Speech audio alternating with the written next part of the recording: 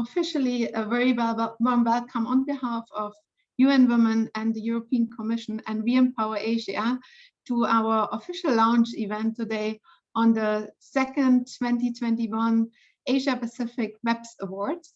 And it's the second year that we are having these awards, or launching them this year for the second time. And I think we're going to be calling this almost a tradition soon. But before we start going into this, just a very brief introduction of myself. So my name is Katja Freiwald, and I'm the Regional Program Manager for We Empower Asia.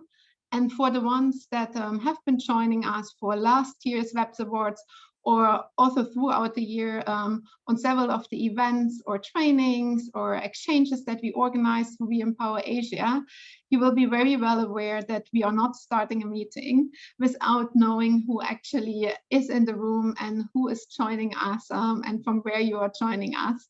So I would love to start off with a very quick poll to really understand who we have. Even so, I see already on some of the names, very familiar faces, lots of new names as well. But Amy, would you be so kind and just kick us off a little bit? We have 3 poll questions for you, which will turn up on the screen correctly. Okay, so there will be 3 questions. One will be about from which sector you are joining us from, if you are a web signatory already, and if you applied last year to the WEPs Awards. I unfortunately cannot see the results yet. I think we give it another minute so everyone can vote. I think we have more than 100 people already in with us. People are continue to vote. Some late joiners to the meeting as well. Welcome for the ones that just joined us. We have just started with our second launch of the 2021 WEPs Awards in Asia Pacific, and we're just looking who is joining us today. And even so, the WEPs Award is a very much an award which we'll learn a little bit more in a second for the private sector to really award good practices in business. We'll see that we are joined by many different actors out of business, larger, smaller size companies, but also governments, our colleagues and friends from other UN entities, from the civil society are joining us, which is great because this is an effort which goes jointly together. We also have a great representation of web signatories in the room already, so almost 50%, but also glad to see that there are some new interesting public companies, organizations that want to learn a bit more about what are the women's empowerment principles, and we will be talking about this in a bit. And we have 17% of our last year's applicants, and a lot of organizations that did not apply and hopefully have a great interest in doing so this year. So thank you very much for sharing a little bit of your background and where you're joining us from our sign-in or administrations or registrations. We also saw that we have quite a diverse geographical scope as well. So really a warm welcome again from wherever you are joining us today. I'm going to just start very quickly and sharing just a little bit about We Empower Asia, which is the program which is hosting the WEPs Awards this year and has been hosting them last year. Just very briefly, our program We Empower Asia is a multi-year program in joint partnership with the European Union in 7 countries in Asia and the Pacific, which you see on the screen here. And the program ultimately is really aiming to increase the number of women who lead and participate in business in the world of work. And the way how we are doing this, we have a couple of pathways to work through our program. And there are 3 big pillars which we are working on. So one is really working with women entrepreneurship ecosystems to really create a more gender responsive ecosystem for entrepreneurship and for women-owned businesses particularly. Secondly, on the green one, very strongly speaking, the UN Women's mandate is working across different organizations, creating really an enabling environment for women's economic empowerment, from governments to CSOs, private sectors, really creating that connect and enabling environment. And the third pillar, which we're going to be talking much more about today, is really working very strongly together with the private sector, which has a tremendous role, particularly in our region here in Asia and the Pacific, to really implement what we call the women's empowerment principles, but really in a wider sense and in very simple language, to really drive a more gender inclusive business conduct in their organizations to enable more women to contribute to the economy. And with no further ado, I'm really pleased that we also have today not only our valuable partner, the EU, which has been really instrumental not only in We Empower Asia, but really kind of leading also the way towards more gender equality and being a very strong advocate for gender equality. But I really just want to say that I'm extremely pleased that we have Jenny Landmark with us today, who's the gender focal point of the European Union to the delegation in Thailand.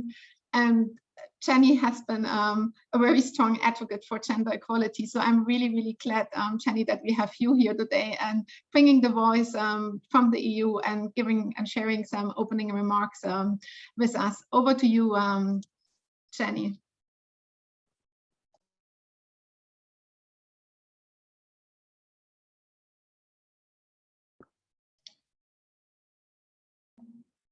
Okay. Thank you very much. Thank you very much, Katja. And thank you very much, UN Women, for inviting me and as a representative of the EU to speak to you today. It's always great to be invited to speak to a forum of strong women who leads by example. We're here to launch the process of the 2021 WEP Awards. Thank you for giving me that abbreviation. I was sort of saying throughout me practicing this speech, Women Empowerment Principles, but it's very long. So instead of that, I simply just say WEP Awards.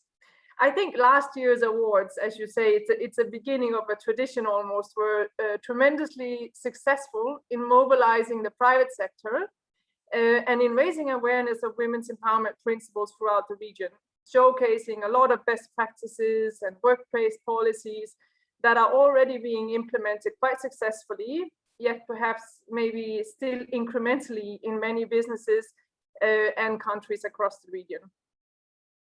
The EU, are we a champion on gender equality? I hope so. We aim to be, and we aim to lead by example, both within the union, but also outside the union.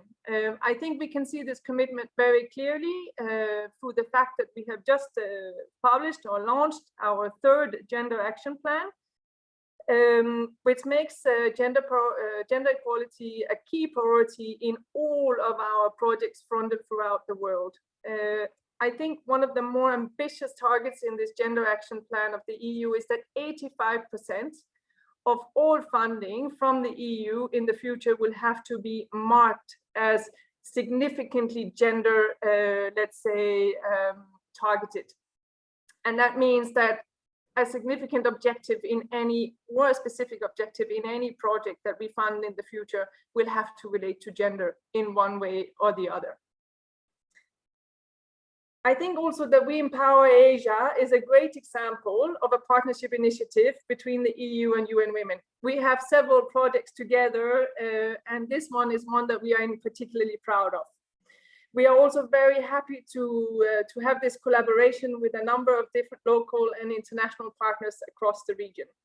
It's through projects like We Empower Asia that the EU seeks to support the advancement of gender equality among large groups of, can I say, non-traditional EU partners, namely the private sector. And I'm happy to see that among the participants today, more than 50% are actually representatives of the private sector. We do this not only because we need all hands on deck, we certainly do need that, but we also do it because we feel that here in Asia, where change happens is really in the private sector. It's a driver for change in an area which often stagnates due to quite conservative norms and maybe a slight lack of vision among our more traditional partners, if I may say so. I think also the business case for gender equality in the workplace is very clear. And the Women's Empowerment Principles are a powerful tool to guide businesses and companies to become more gender responsive and transparent in the workplace, in boardrooms not least, and among supply chains. The Web Awards is a great opportunity to showcase best practices for many companies and exemplary work, innovation. And it's encouraging to see that in the last 2 years alone, the number of companies that are signing up to this process and engaging in the web process has more than doubled. And I hope that many of you who are here today for the first time will take the opportunity to look into how to apply for the 2021 awards. I hope that we can beat last year's number of 1,251 companies. I also wanted to take this opportunity to simply congratulate the winners of the 2020 Web Awards, and also congratulations to all of the new signatories to the principles who will be celebrated today. I encourage all of you to join or watch and learn more about this process as you go along, to share information with your contacts on the Women Empowerment Principles, with your communities, with your employers, with your hierarchies, with your customers.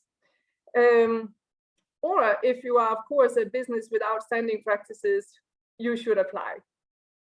I want to thank you again for joining today and for caring about gender equality and women empowerment in Asia.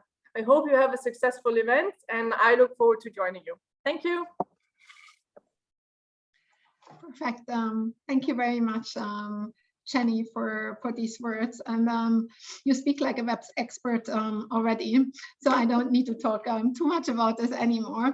But I want to use this moment and really kind of officially launch the 2021 Asia-Pacific WEPs Awards right now. So you will learn a little bit more about that and what the process will entail. But I also just want to share with everyone a little bit sort of what we're going to be doing for the next 60 minutes, almost a little bit more. So I'm going to share a little bit more background on the WEPs Awards. I'm going to be sharing a bit more the new categories that will be there for 2021. But more interestingly than me sharing all of this, we will have a very exciting panel with participants, winners, jury, or judges from last year to really share a bit of reflections from last year's process.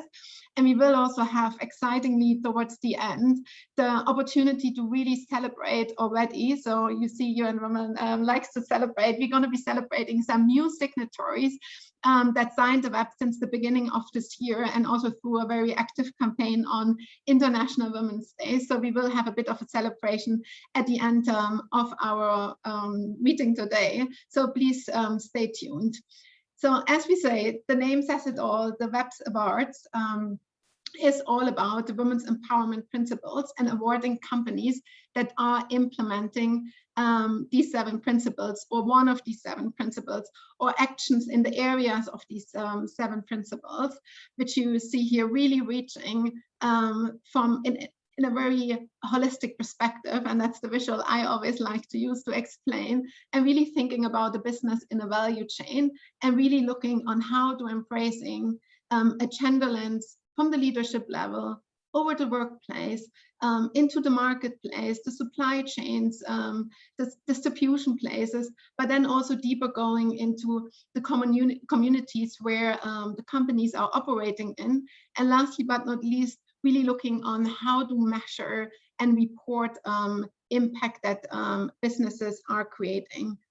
Jenny mentioned already the exciting numbers that we have seen, the increase last year of web signatories in a year of COVID. Alone in Asia Pacific, we had more than 560 new signatories. And I just want to say a huge thank you, particularly to the companies that are on the line today, who have really set the examples, because what we have been seeing is, obviously, one company signing creates the the pressure and the interest of others signing, peers joining, and it creates a movement. And that's the idea that we have with the Women's Empowerment Principles, to really create this community and really get more businesses to signing up to the Women's Empowerment Principles, and really joining our community of practice. So there are a lot of benefits to this as well. As you can see today, the community of practice comes together as a network through different events, trainings, but also there is a lot of recognition for the companies and visibility for the companies that really embracing the women's empowerment principles. And I can understand and see that some of the companies joining us over a journey. And that's why we thought it is really important for us to actually create also a place where companies can come together and exchange. And so I'm very pleased actually that we today also at the official launch, we are also officially launching a new LinkedIn community page. So if people on the line, just take your phone out, scan the QR code and join the community. You are not signing the webs by this, but you're learning and you're going to be seeing what companies across the world, so not only in Asia Pacific, are doing to implement the women's empowerment principles. So it's really this community of practice and exchange that we are aiming to create, and really pleased to see to create a growing community in Asia and the Pacific. So I hope that gives you a little bit of inspiration and already a first action to be doing today before you maybe get excited and interested deeper into joining the WEPs Awards also in this year's process. So for the ones just to check that don't have the QR code, maybe some of my colleagues just put the LinkedIn page also in the chat. So I'm sure everyone can join. And again, it's not only for companies, it's also for other interested stakeholders, organizations that really would want to learn and contribute more to really driving change in the private sector when it comes to gender equality. Enough talking. I think it's time to really get into the nitty-gritty and understanding what the WEPs Awards will hold for all of us in 2021. Let me just give a short video for giving us a little bit, or getting us in the sphere of last year's WEPs Awards and seeing what actually the WEPs Awards looked like across the different countries in Asia Pacific.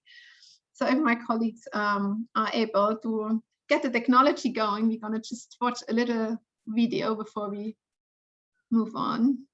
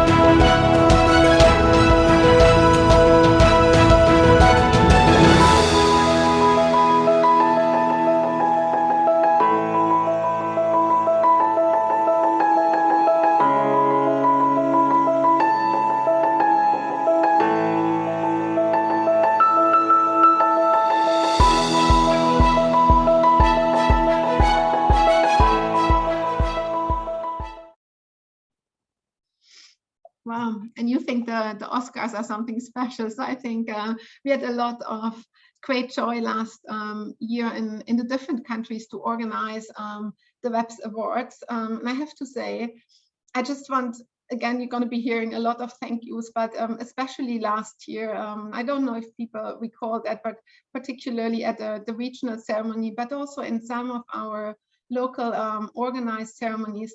In some countries, these were the first events since very, very long lockdowns, where people also came together in hybrid ways, digitally and physically. And we're actually really pleased about the participation and the contribution over the whole period of the WEPs Award last year, and really exciting the high participation. We had more than 400 applications from more than 17 countries last year, and we hope obviously to increase this even more in 2021. So just as a reminder for everyone who has not been part of the last year's ceremony, the WEPs Awards on Asia-Pacific initiative. So it's really for companies, and we'll come to later to what kind of companies, but really for businesses, companies, the private sector in our region to really apply for anyone who has taken actions in the space of women's economic empowerment. So everyone can apply to the awards, being a signatory of the WEPs or not. The application process in itself doesn't require that first. I'll talk to this a little bit later, but we will be having really, again, as last year, several national level awards. So our national level awards are going to be in 7 countries, and these are also the 7 We Empower Asia countries that you are seeing on the screen here. However, that does not mean that companies from other countries cannot apply. We encourage everyone to apply who is based out of Asia Pacific, because the other countries will ultimately be part of our regional pool. So we will have a regional ending ceremony and awards in November 2021. So it's really across the region. Please join us. Because we won't have too much time today to go in all details, just also want to share, we do have a website where you find more information, Asia-Pacific WEPs Awards.org, very simple, very straightforward. All details throughout the process are going to be up there, and that's also where the application is going to be entered into on that website. Just in terms of a little timeline, what sounds far away, a regional ceremony in November, I can tell you from our side, that sounds very sporty timing to really get through this whole process with all the country application processes and the national ceremonies. So the next date to be waiting for is the open up of the applications, which is not today, but it's on May 24th. And then we will be going through a whole process of 2 months where almost 2 months where applications can be entered. We will go through a due diligence process, and we will have our national ceremonies. And then ultimately, November 18th, we will have our regional ceremony. That's a lot of practicalities. And on this note, I just want to say, please also enter Q&As in there. We don't have the chat function, but if there are any questions, please put them in. We don't have an official Q&A session, but I will be answering them while we go through the presentation. Now, probably very exciting, and everyone really wants to know, which are the categories where everyone can apply to for this year. We're gonna have 6 categories in 2021. So we're gonna have, which if you have really carefully watched the initial presentations, and if you are very familiar with the women's empowerment principles, you won't be surprised that our first 5 categories: leadership, gender inclusive workplaces, gender responsive marketplaces, community engagement and partnerships, and transparency in reporting, are very much a mirror of our women's empowerment principles. However, there is no WEPs Awards without a special category. While last year, you might remember, we had a special category for awarding action around COVID-19. This year is the year of generation equality, which is an initiative of UN Women with a lot of different partners, different government partners, stakeholders, really to advance gender equality. There will be a lot of signature events and actions being taken under the umbrella of generation equality. And one of the key areas within that big cross-stakeholder movement that is created is really embracing the leadership of young people towards a more gender equal world. And so we really would like to use, after the the really great participation of a lot of young leaders last year already, we really want to dedicate a category to youth leadership for generation equality in the sphere of business.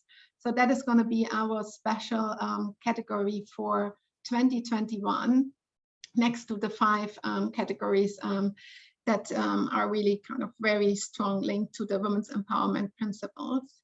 And as last year, we will have a winner for each category, a first and a second runner-up for the categories.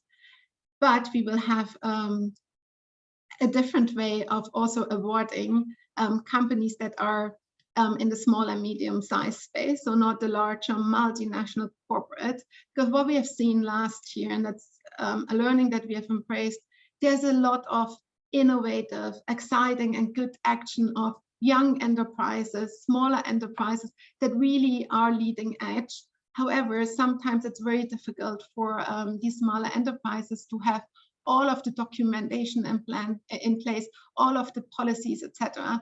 So we really wanted to take the opportunity to ensure that across all of the categories, we will also award 5 SME champions separately to the other categories. That does not mean that SMEs cannot be winners of the other categories, but we really just want to make a dedicated and inclusive effort to award particularly SME champions in our region, considering that in Asia-Pacific, 96% of the economy are SMEs. So we really would want to reflect this.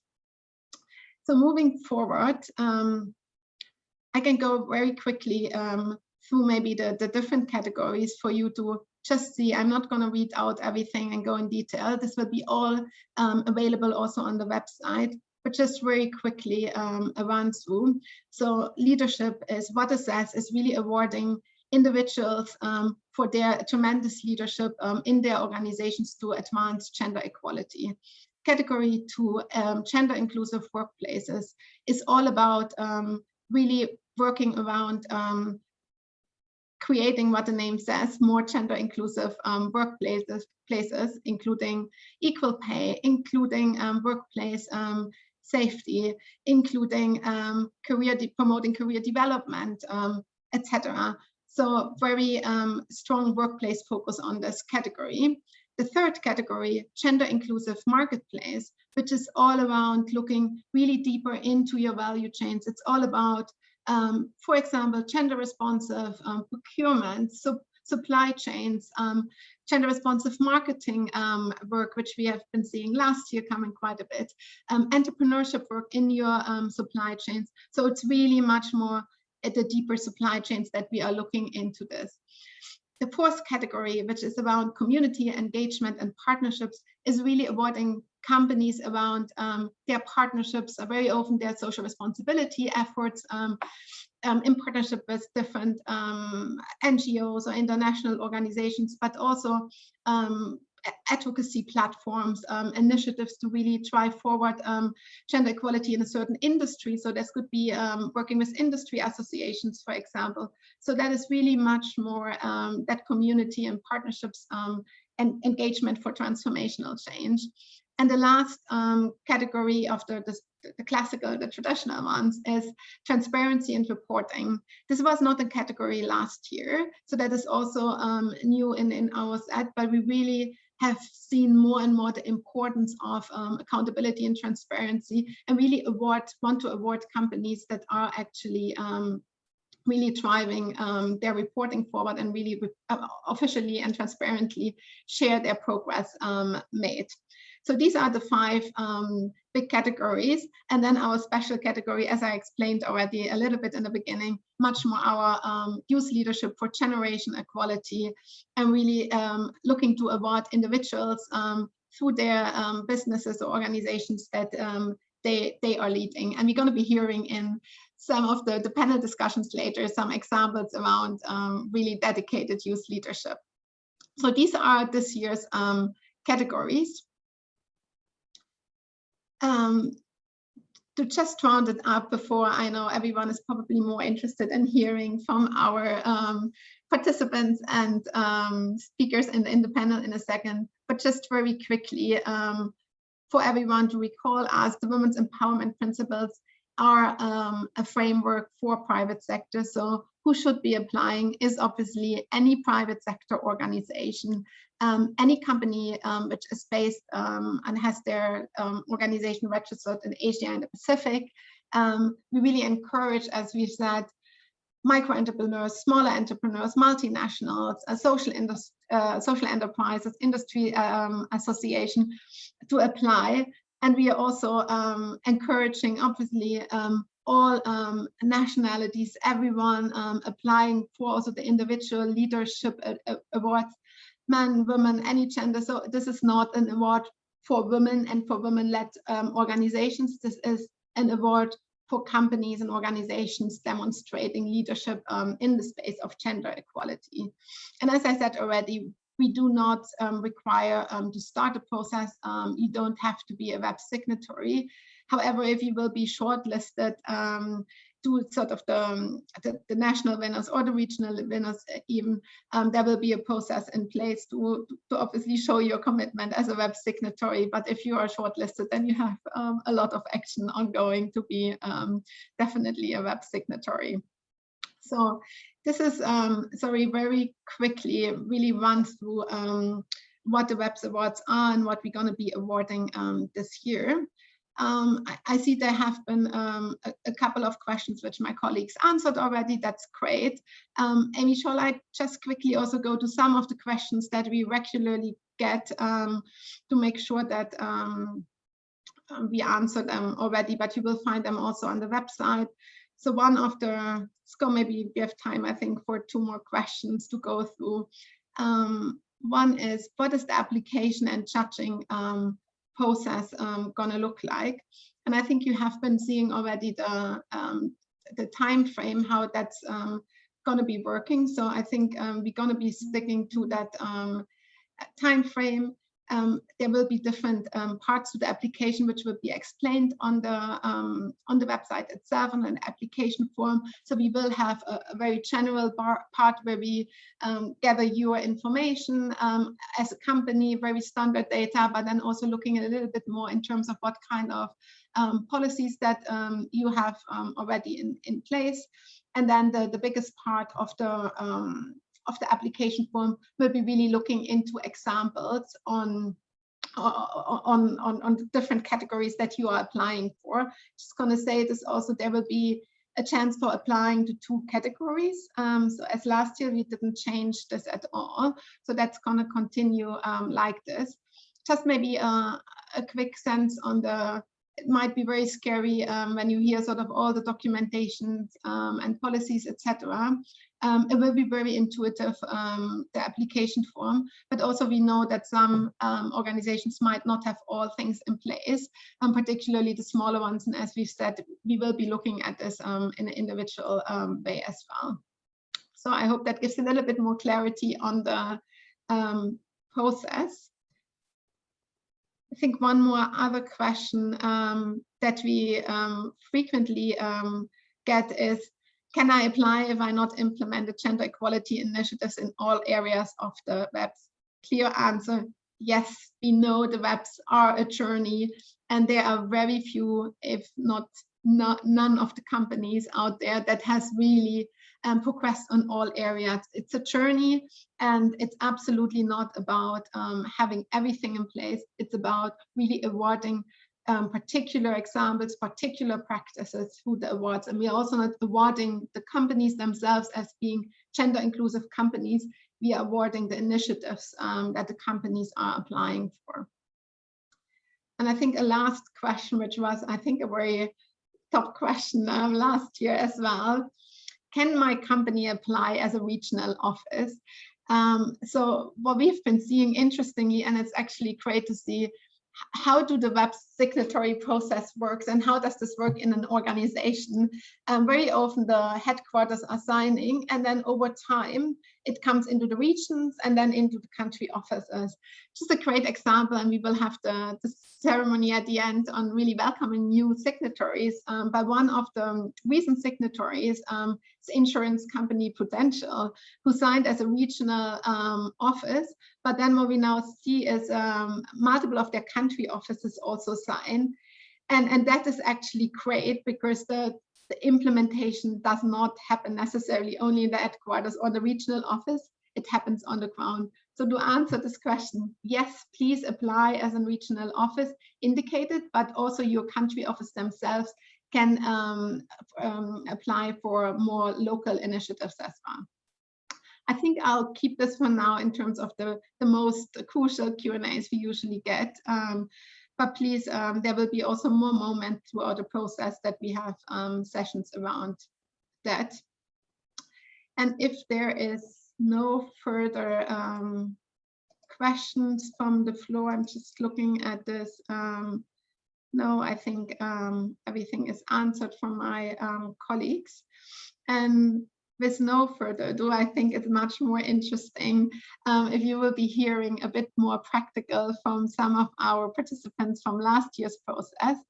But first of all, I'm really truly excited that we have Tiale Lin with us, who is our dear colleague from UN Women and Program Manager of We Empower Asia in China, and who's really like leading the way with her team in China. And China is one of our countries who has really demonstrated a lot of great progress around the women's empowerment principles, but also organizing the WEPs Awards last year. So Tiale, I'm super happy that you will be moderating this absolutely exciting panel. So over to you. Yeah, thank you so much, Katya. I'm very excited to be here today and welcome everyone to our panel discussion. I know for many of our audience, one question you may have in mind is what it takes to become a WEPs Award winner. So today we are very honored to have 4 panelists joining us who are the 2020 WEPs Award winners and also one of our judge members. We are so glad that they can join us and share their insights. Also, just a reminder that as we have a very tight schedule today, so we will not have time for a Q&A session. And if you have any questions, you can just use the Q&A function at the bottom of the screen, and we will come back to you with an answer. Okay, now I want to start with one of our judges for the regional awards last year, and who is also a longtime friend of We Empower Asia, Boots.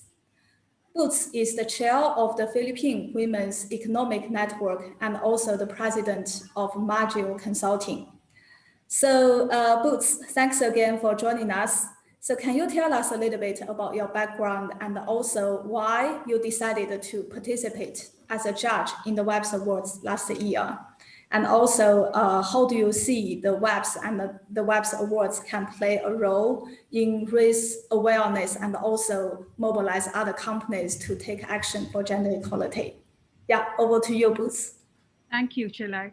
Anyway, my background, well, where do I begin? Well, I am a chartered accountant or a CPA by profession, and I'm an alumni partner of what is now the Ernst & Young firm in the Philippines, but during my time, it was an Arthur Andersen firm. And so my area of practice or expertise is corporate finance advisory services. But since I'm now on shall we say, semi-active status, I spent quite a lot of time on women's advocacies, gender advocacies, and advocacies in corporate governance as well, and shareholder protection. So I am chair of the Philippine Women's Economic Network, as well as co-chair of a Business Coalition for Women Empowerment, which is a coalition of large and influential businesses who have embraced gender equality in the workplace. So I was actually invited by WEPs, UN Women, I must say, to be a judge at the regional contest, primarily because of we've done quite a lot of work together, officially and unofficially, if I might say. We have organized events for UN Women in the Philippines. We have invited them to participate in our own events. So there's a lot of, shall I say, symbiotic relationship between our organizations because we advocate for the same objectives, which is really increasing women's economic empowerment as well as promoting gender equality. The next question was, okay, I probably want to share, what I thought about being a judge. I think to me it was a learning experience, in fact. Of course, I have to admit it does require some bit of time and resources to read and go through the applications, which are quite detailed, but as well interesting. So it gave me an insight as to what companies are actually doing, small, medium, or large, and to adopt women empowerment principles and how they have benefited from it. So I view it as both a learning and an eye opener for me in that respect. Yeah, thank you, Boots. Maybe you can also share a little bit about how do you see the WEPs and also the WEPs Awards can help raise awareness and also mobilize other companies to take action for gender equality. I think one of the advantages, or rather the benefits of the WEPs is having this framework, okay? Because it provides structure and order to how you will plan and do your own WEPs applications in your company. It could be daunting maybe for the smaller companies, maybe because of the expectation that it will require time, resources, finance, etc. But I think size doesn't really matter. I think whether you're a small, medium, or a large enterprise, there is room for you to apply the WEPs principles. In fact, the simpler it is, I think the more effective it could be. But more importantly, it should be impactful. It should be systematic, I think. And importantly, I think also I'd like to say that there's no one size fits all for everyone. The fact is you have this set of principles or framework that you can apply. It is up to you as a business owner or as a CEO to see how it can work in your own, depending on the size of your organization. I think recognizing companies, individuals who have adopted WEPs principles is a good way to recognize them for what they have achieved and to recognize how it could help a business or a person or an individual, and also make others inspired or become role models for others to likewise join and apply for the awards. So and I think another point that I'd like to raise is, as business leaders and CEOs, I think it is our responsibility to encourage others, to expand the reach, so to speak. And awards are one way of allowing our reach to extend beyond what we already have at the moment. Thanks. Yeah, thank you. I think you have mentioned a great point that the purpose of the awards, of course, is to recognize, but it also provides us the opportunity really also to outreach and influence other companies and encourage more to take action for gender equality. So maybe one more question for you, Boots. That after reviewing the applications from so many different countries, what did you find the most interesting or surprising? And where do you see, the companies are already doing good, and which are the areas you think require more attention and further improvement? Well, I think for those applications that I reviewed and judged and rated, I'd say each one of them had a unique, shall we say, unique initiative, which for some gave them, differentiated them from the rest. Of course, not everybody can be a winner. Judges have to make a decision on who to give more points. But otherwise, I would say that maybe I reviewed 10 or 12, I can't even remember now. Each of them had something to say or something that they adopted, And the sizes of the companies ranges from global firms and a 5-man or 10-man business operation.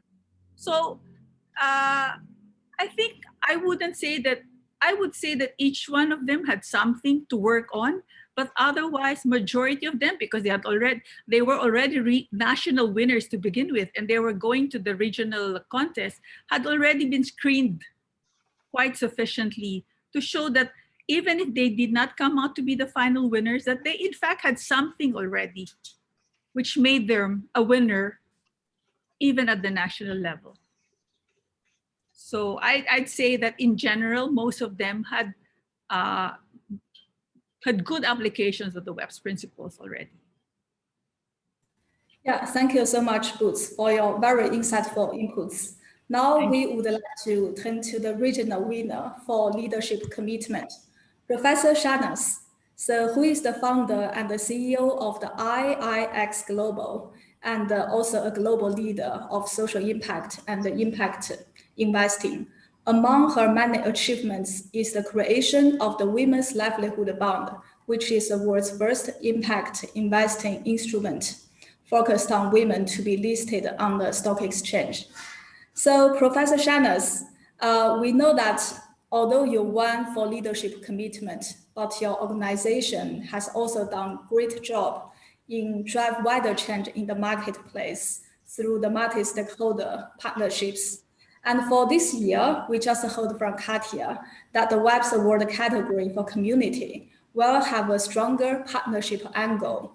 So can you tell us a little bit more about why partnerships are so important to create the sustainable change for women, and also how you have successfully convened over 20 public and the stakeholders together to join your Women's Livelihood Bond? Right. Well, good afternoon, everyone. And Jaili, thank you very much for the very kind introduction. Boots, thank you for selecting our work last year. Really appreciate it. Love to see anyone from the Philippines. We do a lot of work there, and I grew up there. So I feel like whenever someone's here from the Philippines, it's it's someone from home. So no, it's wonderful to be part of this amazing panel. So I guess to jump right in, at IIX, which stands for Impact Investment Exchange, we've been around now for 12 years. And really our work really has been very much focused on putting women, underserved communities, and climate be front and center of financial markets. So with that goal, we have created many different things, various investment platforms, measurement tools, doing incredible amount of education around it, research, etc. Now, the Women's Livelihood Bond is something that really was a part of that journey, that process. And it was really about 5 years ago that we started kind of pulling it all together. And as a matter of fact, we have a series, it's a $100 million series. And the first bond of that series is going to be maturing in June, which is absolutely fabulous. So this $100 million is really impacting over 5 million women across Asia-Pacific. And this time around, when we're actually doing Women's Livelihood Bond 4 in the series, is the last one of the series, we're actually opening it up to also Africa. So it's the first time ever. Again, when we did Women's Livelihood Bond, it was the first time in the 800 years of capital markets history of stock exchanges that there was literally a financial product focused entirely on women and which was listed. And now, first time ever, we are actually going to have a transcontinent bond. So we're basically going to have a bond where we'll have entities from both Africa and Asia. So which is absolutely fabulous. I think one of the big things to remember, it was actually a very, it was a very intense journey. And the reality is for us, 12 years ago, when we started talking about all this, it was not fashionable. It was not fashionable to actually say you're putting women front and center. It was not fashionable to actually say you're doing things for good and you're a business which is doing things for good. So it's good that I always say in our lifetime this is happening. It's absolutely fantastic. And it's also equally rewarding that we have a lot of partners that have galvanized around the bond. So I do think that maybe also, given that there is now an awakening globally about trying to do good and also realizing that you cannot ignore half the global population, it is our moment to make sure we are galvanizing the right partners. So in case of the Women's Livelihood Bond, we have incredible partners. On the private sector, we have Standard Chartered Bank, we have ANZ, DBS, we have absolutely incredible law firm, Sherman Sterling, Latham & Watkins. Then we also actually have a lot of the countries who came together. So we have the US government, where USAID came in for the guarantee of the bond, which is now, that arm is called DFC, Development Finance Corporation. Then we had also DFAT, the Australian government, their aid agency, came in and helped us in terms of covering the cost of structuring the bond. We also had UNSCAP and we had P4G. So there were some, government level involvement that happened, so which was absolutely fantastic. And it was also interesting to see, a body like UNSCAP, they themselves, of course, don't have the funding, but they really understood the importance of this. And they turned to the Canadian government and actually got the funding from the Canadian government to be able to work with us. So I think it really is, the bond not only galvanized the partners, but it also galvanized the partners to bring in more partners in the outer circle.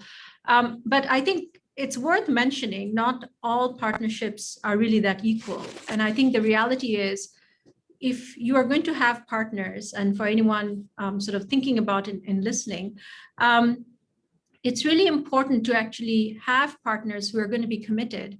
And they're not just having you part of it because they want to look good. And it is very important to remember that, because we have many partners who obviously now that this is a success, they want to be part of it. They just want to be associated with it. And the reality is, it's fantastic, more the better. But then really making sure those partners are actually doing something. They're doing something for the company, for the product, and most importantly, they're actually doing it for the women, because now too much is happening in terms of 10,000 feet of impact washing, greenwashing, gender washing. So just because you're saying you're interested in ESG and you have a woman on the board does not make that actually something that's plausible. What you need to have is actually making sure there's transparency, there's accountability, and we're actually measuring the impact that your work is creating on the ground. So that's why for us, we actually have those tools. We have IIX Values, which does that very effectively. So all this gets very much baked into a partnership. So I do think that it's important for folks who will be applying for this. Remember, the power is in your hand. It's not about the award. It's actually what UN Women can do for you, not what you can do for UN Women. So I think, keeping that in mind, and also keeping in mind with any partner that comes to you. Thank you so much for sharing your great points, especially about how to work with different partners. And also, you just mentioned the transparency. We also heard from Katia that for this year, we will have a new category, transparency and reporting, which will recognize the efforts to advance accountability and transparency in the private sector. It can either be for companies who are measuring and publicly reporting on your progress of gender equality. And in some cases, it can also be for organizations such as stock exchanges or industry associations for their efforts to encourage their members to take action to report on gender. So we know that you are also working a lot with investors around the transparency, for example, through the ESG reporting. So what do you think about having a new category on this award, transparency and reporting this year? I think it's absolutely fantastic. And you should be working with us on using IIX Values to actually measure that transparency. So I do think that if you're going to create a category, just don't create it for the sake of people checking off boxes.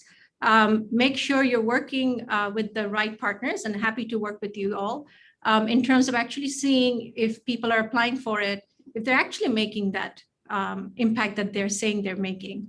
And I think it is also, again, as UN Women, I think you have the ability to move the needle, and let's sort of be a little bit more bold about that. So it's great that you have it. Come and work with us with IIX Values, because I do think that part of the success of the Women's Livelihood Bond, and the reason that we could actually issue our Women's Livelihood Bond 3, which we issued last year, beginning of this year, January, it was really remarkable. We did the entire thing during COVID, entire thing in lockdown. And the reason we could do it is because we actually had the tools to do the due diligence. We had the tools to actually measure the impact. And we had 2 previous bonds and many of the deals that we have closed on our equity crowdfunding platform to show that if you're creating impact, that's actually correlated with the risk, meaning that the more impact you create, the risk actually goes down. And we have the data to show that. So for investors, that's powerful. The investors want to know, they were sitting on all this money. They want to know how to deploy this money during pandemic, that they actually will get the money back. So it is very, very interesting to be able to use, once again, those tools, the transparency, the accountability, the right way to be able to unlock the capital. Because end of the day, we can keep on talking about all these wonderful things, but if we can't actually put a dollar in the hand of the women in the last mile, I don't think we have achieved much. We actually need to be able to change the lives of the women in the last mile. And because they are literally the backbone of our societies. So I think, and we need to get the private sector to come in, and the way we do it is we make the right tools and the vehicles to do it. So I applaud you. I think it's fantastic that you have this Transparency Reporting Award, and I look forward to working with you, Katya, to be part of that in terms of measuring the impact and bringing that transparency. Thank you so much, Professor Shahnaz, for emphasizing the importance of transparency. And now we are going to hear from another leadership winner, Mr. Raymund Chao, who is the PwC Asia-Pacific and the China chairman, whose vision and leadership has made PwC an excellent model of a gender-inclusive workplace. So welcome, Mr. Chao. We know that as the 2020 WEPs Award winners in China for leadership commitment, can you tell us a little bit about your organization, and also why did you decided to apply for the award last year? Yeah, over thanks. to you. Thanks, Jolly. First of all, I'd like to thank the UN Women for the award. I'm truly humbled and very honored. It's clearly a recognition and it's testament to PwC's commitment to achieving a gender diverse workplace. At PwC, our purpose is to build trust in society and solve important problems and deliver, and hopefully help our clients achieve sustained outcomes. The opportunities for growth in Asia-Pacific are clearly plentiful. And despite the challenges of the pandemic, Asia-Pac remains an economic powerhouse. In fact, the IMF is projecting the region to grow at 6.9% this year, compared to 5.2% growth globally. And what's the importance of that is, this is such a dynamic region, and there's so much growth potential, and therefore there's so much growth potential for women to be part of and to continue to accelerate and advance into corporate management. I truly believe in that fact that, bringing together our people with diverse ways of thinking and culture, we're able to better serve our clients. This is what we call the collective power of differences and diversity. At PwC China, we treat gender diversity as a strategic focus. We've embedded the women's empowerment principles in our day-to-day operations. For example, in line with Principle 5 with respect to supply chain and in our procurement process, we have added a related policy into our procurement process, whereby we now require our suppliers to demonstrate and uphold a considerable level of standard in diversity and inclusion within their organization. The 2020 UN WEPs Award was a great opportunity to reflect on what we have achieved in diversity and inclusion, and more importantly, what we can do more going forward. And I think even more importantly, hopefully, to help inspire other organizations and corporations to join us in embracing gender diversity and removing some of the barriers that obstruct the advancement of women into top level of management and leadership team, and hopefully join us in embracing gender diversity to co-create a workplace of equal opportunities, a marketplace that is diversified and inclusive, in a society without bias and discrimination, but filled with empathy and care. So very delighted to receive the award, and hopefully inspiring more organizations, professional firms and others to join us to co-create a better future and equal opportunities for women. Yeah, thank you so much, Mr. Chao, for sharing your great example about how to integrate WEPs into your procurement policies.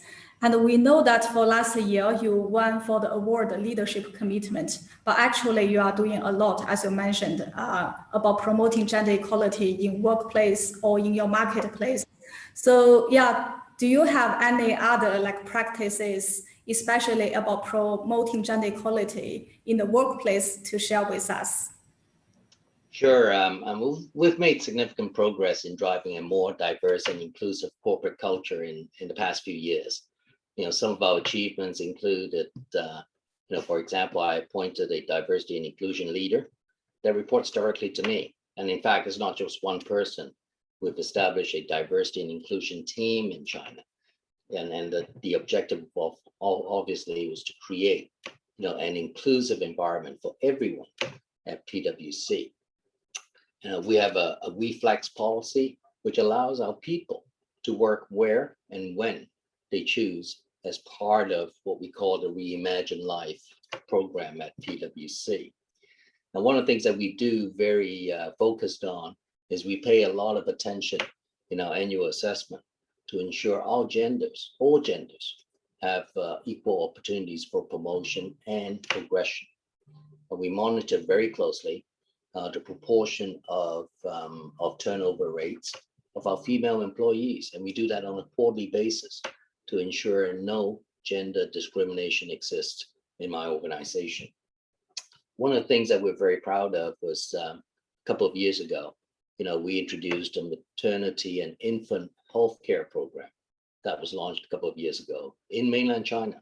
And the whole purpose of which was to fight against motherhood penalty that clearly existed in our society today. Now, we offer our working parents and their children a range of wellness support and services to ensure they are well taken care of throughout every stage of their personal and professional lives. Just to share a little bit of statistics, and I'm pretty proud of that, and we need to continue to focus on that, is that more than half of our managerial position at PwC China are made up of women.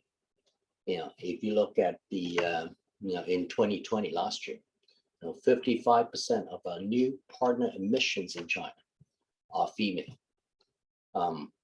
So we're very conscious and we are very clear in terms of providing equal opportunity for everybody. As we continue to build a culture of inclusion and accelerate the diversity of our workplace, we're going to be focused on 4 fronts in the coming year. And they are gender equality, disability inclusion, LGBTQ equality, and digital upskilling. Now, as a leader in the profession, we continue to reimagine different ways of working and living to give our people the best opportunities to thrive in both their professional and personal lives. This is central to our people and culture strategic priority. And actually, as we speak, we're going to be launching our wellness app next week. where a slew of offerings will be provided to help our employees maintain a healthy mental well-being. This is what I call, reimagine life at PwC, but on your mobile. So these are some of the things that we do and we continue to do. And we hope to inspire more organizations to do so. And we hope to attract the best talent because of our, diversity and inclusion practice, which we have firsthand experience. Having a diverse workforce with diverse background actually help and develop better solutions and outcomes for our services to our clients and provide better results time and time and again. So that's what we call, I call, the collective power of working together and embedding diversity in everything we do. Yeah, thanks again, Mr. Chao, for your very inspiring inputs. Now, finally, we are very excited to turn to our fourth panelist, Divya, who is the regional second runner-up for youth leadership from last year. Divya is the founder of SilveryNanos, which is an initiative for women's hygiene in public toilets. So Divya, we've just heard that for this year, the WEPs Awards will have a special category, which is Youth Leaders for Generation Equality, which is also amplified by your Women's Global Generation Equality campaign. So how do you feel about this being a special category this year? And what do you think is important to recognize youth as the contributors to the achievement of gender equality? Mr. Phil, thank you so much. I'm so much privileged to be, in this panel with all the leaders who are actually experienced, like Raymund, Jaylee, Durreen, everyone. Thank you so much for having me here. So when I talk about generation equality, of course, there is in youth, as in India, of course, there are a lot of, right now also it's going like the women's are not getting more investments, the women recognized, startups or something, they have much more less opportunities than, than more women. So if there is a generation equality, which means equal pay, equal, opportunities for everyone, that is men and women. I'm not, doing any, inequality between men and women. So equal, both should be equally paid, both should be equally given opportunities. And I mean to say when opportunities come, it means in the name of investment, in the name of equal pay, in the name of equal work as well. And also there are some, things which women do have in personal, like a motherhood, what he defined as Raymund Chao said that, yes, he has, in his company, he has given a special dignity for the motherhood and the parents itself. So I really appreciate that the company should come forward like Raymond's PwC, and they should actually give generation, the generation equality as a preferred thing like he did. And of course, he is one of the, for me, he is an awardee out here as a generation equality person, that he has actually given a dignity to the women who is giving motherhood. Being a youth in the youth, the youth which is driving the force of generation equality, I can say the youth is the biggest learners right now. They learn a lot faster than the generation which is behind us. If I say in India, still the women is being, treated like 80% of the women are actually educated and sitting home, doing nothing, because they are being, burdened with a lot of things at back at the home. So you can say they're running 2 companies. Like I just recently got married, and I know it's very difficult in India or like in any of the places right now in Asia or in the world to, get home household chores as well as, coming to the company and working to their goals. So if there is an equality in terms of work also at household work I'm talking about, if there is an equality in payment, and there's equality if, some dignified things, which is like motherhood, to be given as an equal opportunity in the companies. And also like as youth, we are learners. And if there are leaders, which is, going to set up an example for this, like of course, a youth leader for generation equality, we as a people can, set him as an example and look forward to him. That, okay, if I think men should be given this particular award, more, because they are the ones who can change the society right now for women, but also women, because women, of course, they has to push themselves. Because in India, if we see that, yesterday I was having a talk with my friends, I collected all of them, and, I just told them, if this is a question, what about the generation equality you think? And being Indian men, of course, they're very much dominant in the society right now. But looking at the youth, I think they have a perseverance of, understanding. Okay, there is something which is going wrong in this particular society, taking women into consideration. So now it's time to change a little bit, being learners, and that particular learning and, acceptance from men. Okay, there, these things have to be given equal opportunities and equal work, equal pay. So I think they can be the youth, they can be the leaders, they can be a setting example for everyone. At least 2 to 3 people have to step up, have to be setting an example for all the others. So I think this is a great opportunity for everyone, and a great award which WEP has been initiating. So congratulations for that, and all the best. Yeah, thanks, Divya. I think from Divya herself, we can already see the passion of young people about, driving change to advance gender equality.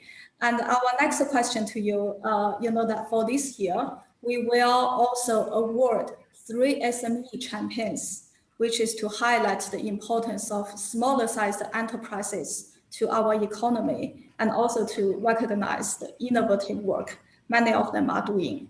So as a female founder, why do you think it's important to recognize SMEs, and especially women-led SMEs?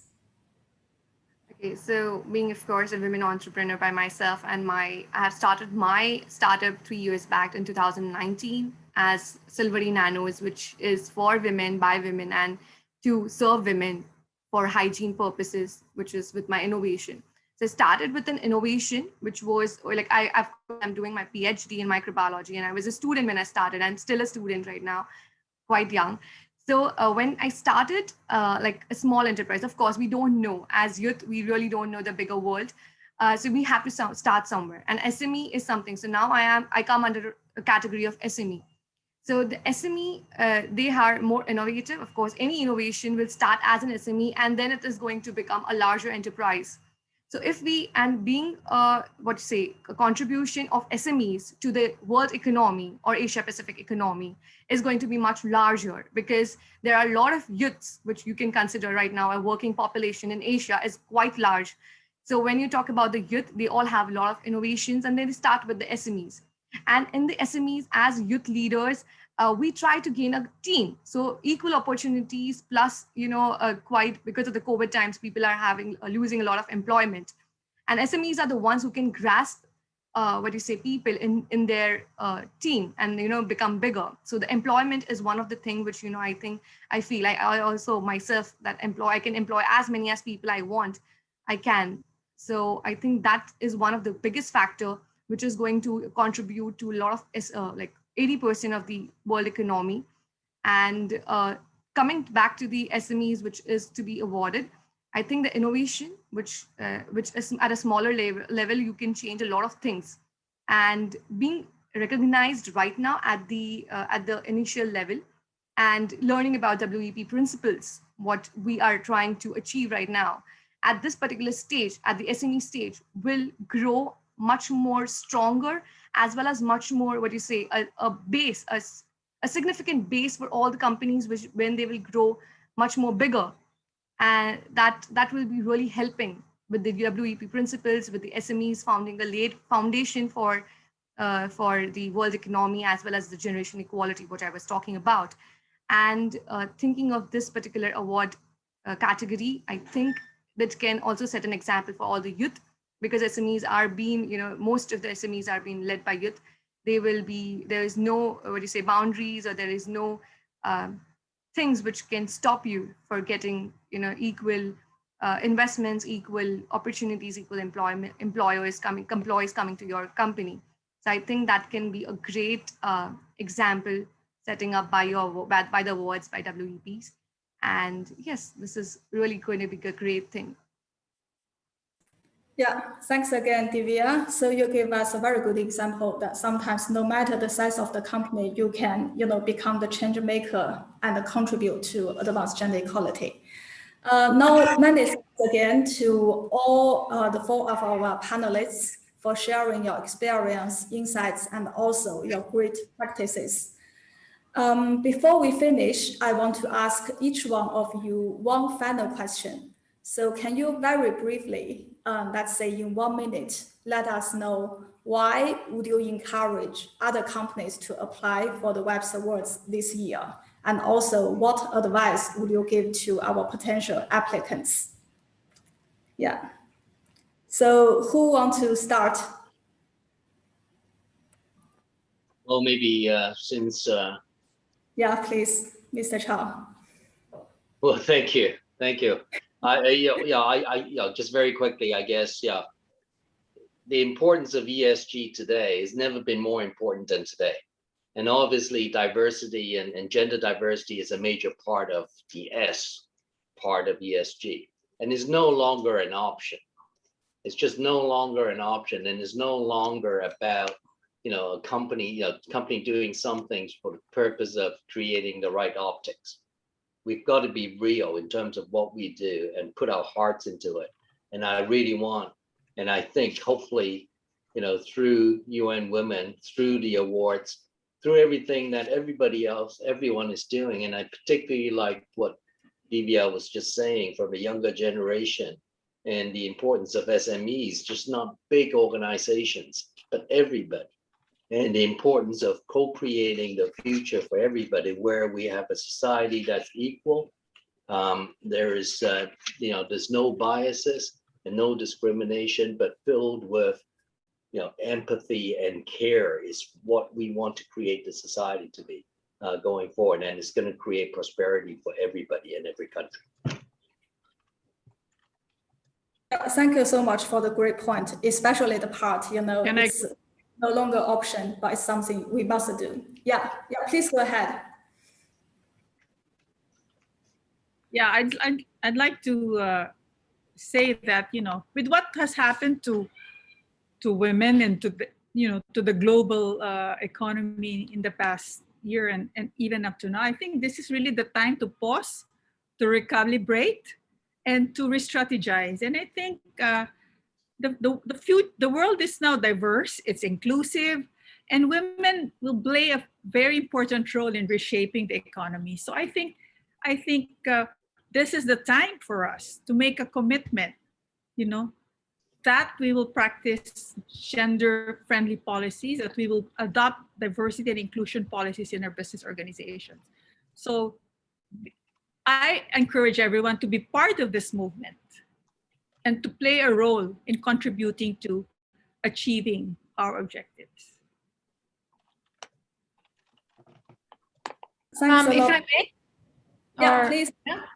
Okay, great. Well, I think from IIX, we applied for this award really because we still have a long way to go to achieve gender equality. And I think as sadly the pandemic has shown us, women actually as a group has suffered, tremendously from various forms of domestic abuse, as well as being denied many opportunities.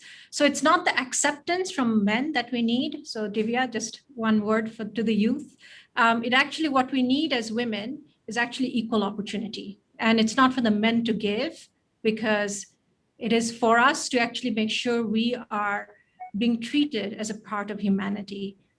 We are all equal. No one's giving something to someone else.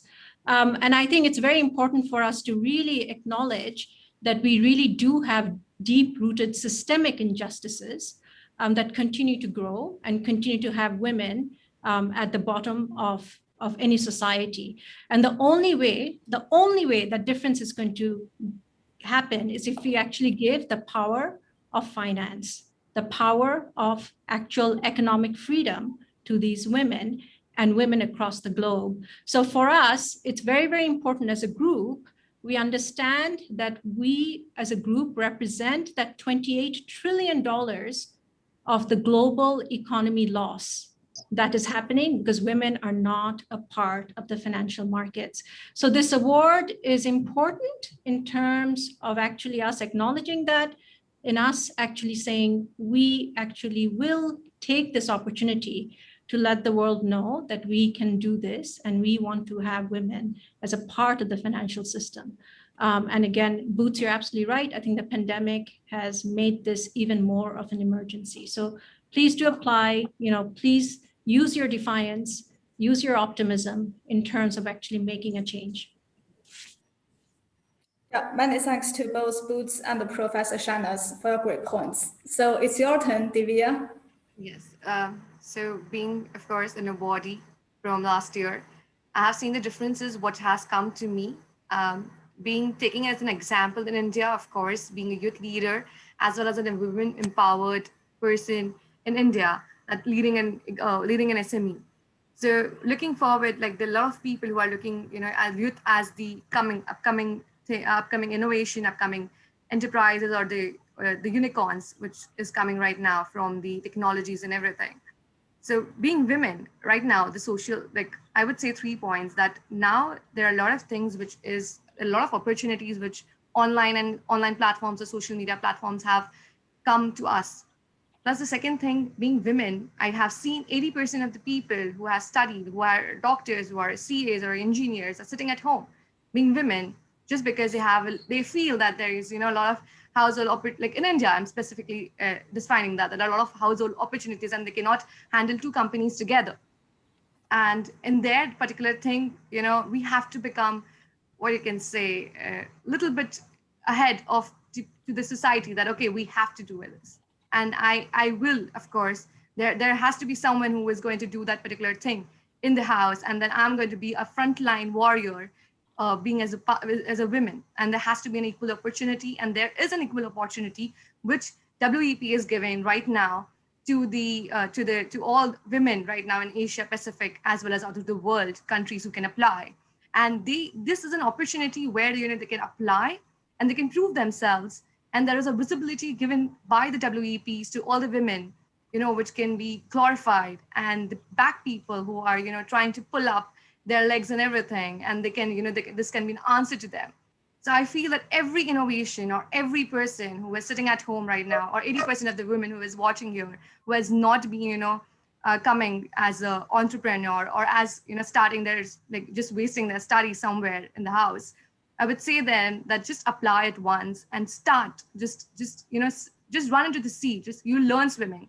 Because I think WEP is there. There are a lot of mentors like Shahnaz, Durreen, Boots and Raymund. They're going to be swimmers who are going to help us to take to the shore where, all the glory is there. I think everyone should apply it and take this opportunity as to take themselves ahead from the past, from the things. Thank you so much. I think it has been really great to hear all these insightful points from our panelists. And in summary, we also know that the purpose of the awards is, of course, to recognize, but it really provides us the opportunity really to mobilize different stakeholders to work together and to advance gender equality. I think also one thing we have learned from the panel is that no matter the size or sector or the years in operation of your company, you can apply and you have a chance to win or to improve in advancing gender equality. Okay, thanks again to all our panelists. And I will now hand over to Katya for the next session. Thank you very much, everyone, and what an insightful conversation. I'm going to keep it short and sweet as we're running a bit over time, but this last session is really exciting. It's a celebration of our new Asia-Pacific web signatory. And I'm extremely pleased that we have Cindy Serenia Bishop with us today, who is the UN Women Goodwill Ambassador for Asia and the Pacific. And the ones who have been joining in last year on the WEPs Award will recognize her because she has been very much involved at last year's regional ceremony as well. Cindy, I'm going to hand it over to you to lead us through the last piece of this really insightful session so far. Over to you, Cindy. Thank you. Thank you, Katya. I'm very pleased to be here once again, joining forces with We Empower Asia in support of UN Women Asia-Pacific's WEPs Awards. I was honored to speak last year at the 2020 WEPs Awards regional ceremony where the winners were announced. And so it was really wonderful to hear from them today on the panel and the dedication these panelists have shown to gender equality, along with all of the other efforts from the national and regional 2020 awardees, is really a testament to all the amazing and innovative work that's being done in our region. By signing on to the Women's Empowerment Principles, companies are able to join a global community of nearly 5,000 peers and really anchor their actions to a holistic framework that guides them through a journey towards gender equality. And as you heard earlier today, the number of WEP signatories in Asia Pacific grew more in the past 2 years than the previous 9 years put together. And so that's really, really exciting because it shows us that the momentum has been unleashed. More businesses than ever are committed to integrating gender equality into their boardrooms, into their marketplaces, their workplaces, and also into their communities. And we can see the range of actions reflected in the categories this year, especially with the inclusion of transparency and reporting, and also the recognition of the vital role that small and medium-sized enterprises play in our regional economy.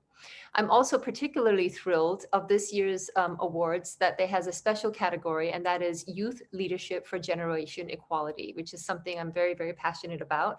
I recently was able to join the Generation Equality Forum kickoff in Mexico City, where I participated in a panel called Role of the Media in Building a Feminist Agenda. And we just talked about how people in the media and also public can change how women are still being portrayed in the media, which is in many times very stereotypical, and how we can change to work towards changing that narrative. And so as we gather today for the launch of the 2021 cycle of the WEPs Awards, we also want to recognize the work that the companies around the region are doing that are making their public commitment to taking action for gender equality by becoming WEPs signatories in 2021. And we know that many of you joined us in celebrating International Women's Day last month. And we also had a campaign called When Women Lead as part of We Empower Asia. And that really helped to generate an additional boost of commitments as well. And so today we officially welcome more than 130 companies across Asia Pacific to the WEPs community. And we can truly see that among this group, that the WEPs is really for every size, every sector. Those of you making the commitment this year include individual entrepreneurs, SMEs, national companies, and several country branches of multinational corporations as well. You represent more than 80 sectors, including advertising, technology, business consulting services, consumer finance, food and beverage, insurance, and textiles. Bringing your diverse organizations together under the shared vision of the WEPs, you multiply your individual efforts to bring about transformational change across the private sector. And as the impacts of COVID-19 pandemic continue to be felt across the world, the role of the WEPs to support businesses to a gender inclusive recovery has never been more important. So I congratulate and commend all of you today for reaffirming your commitment. I also encourage you and those joining us who may not yet be signatories to join the WEPs and apply for the 2021 awards when applications open on May 24th. And on that note, it is now time to unveil the mosaic.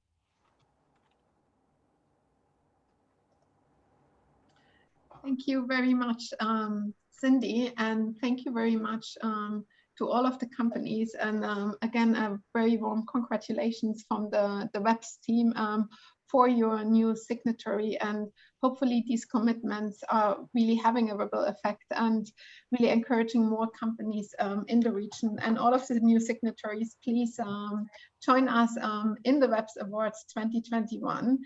But I would just like to take the opportunity to close this session for today and really thank everyone that participated today. And just want to share still a little bit that there will be a couple of more sessions coming up over the two of the next couple of weeks, very practical sessions on how to apply for the awards. We're gonna have some local sessions in the different country offices. So please really stay tuned for getting more information from us on how to further engage and really look at the resources shared. And also this webinar will be recorded and will be shared with all of you. And with that, I'm just going to say lastly, a huge thank you again, and hope you all stay very healthy and happy where you are, and talk to you very soon. Thank you very much, everyone.